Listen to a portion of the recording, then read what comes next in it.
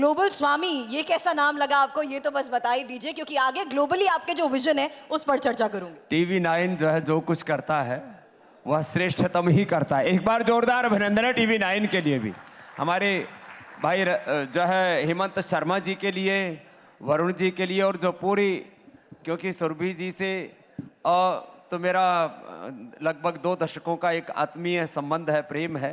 और प्रतिमा भी, एक तो वो प्रतिमाएं हैं जो चलती फिरती नहीं है, लेकिन ये चलती फिरती प्रतिमा है। और हमें ऐसे प्रतिमान घड़ने हैं, ऐसे काम करने। भारत में माना कि कुछ लोग प्रमाद भी करते हैं, अलग बात है कि उसके ऊपर अलग प्रकार की टिप्पणियां राजनीतिक दृष्टि से हो जाती हैं, क्योंकि धर्म की, अध्यात्म की, सनातन की जो राजनीतिक व्याख्या है, जो इससे थोड़ी देर पहले भी हो रही थी और बाद में भी होगी, वो अलग होती है।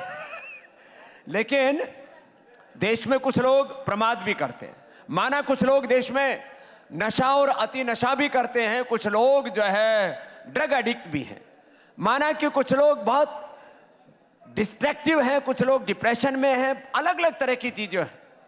कुछ लोग अभी बुजुर्ग हो चुके हैं, बेबस हैं, असहाय हैं, लाचार हैं, उनकी हमें सेवा भी करनी, कुछ बच्चे भी हैं। लेकिन 100 करोड़ से ज्यादा इस देश के अंदर वर्किंग हैंड्स हैं।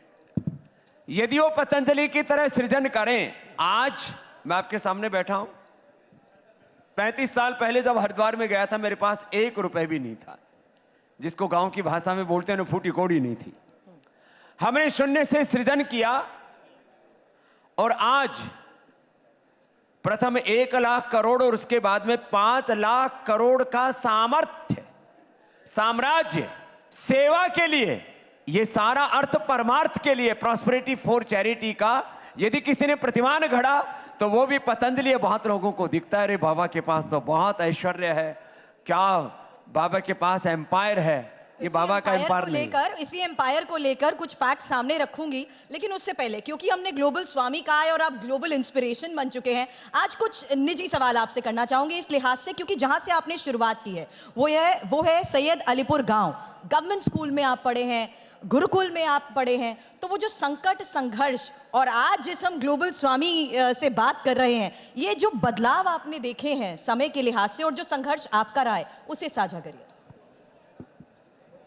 देखिए, मैं पूरी दुनिया पर जब एक नज़र डालता हूं, चाहे वो वर्ल्ड के टॉप कॉर्पोरेट्स हों, चाहे वर्ल्ड के टॉप साइंटिस्ट हों, वर्ल्ड के टॉप पॉलिटिशियंस हों, विधायिका, कार्यपालिका, न्यायपालिका, मीडिया से लेकर के कृषि, अनुसंधान, शिक्षा, चिकित्सा से लेकर के धर्म, अध्यात्म के क्षेत्र में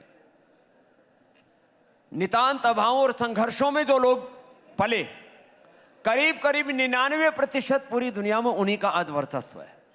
तो संघर्ष, पुरुषार्थ, चुनौतियों के बीच में, चाहे हिमालय जैसी बाधाएं क्यों ना खड़े हों आगे सामने, उनके बीच में जिन्होंने कभी हार नहीं मानी, जैसे वाजपेयी जी कहते थे, हार नहीं मानूंगा, राह नहीं ठानूंगा, तो ऐसे हम चरे बेती सबको इस संकल्प से जुड़ना होगा।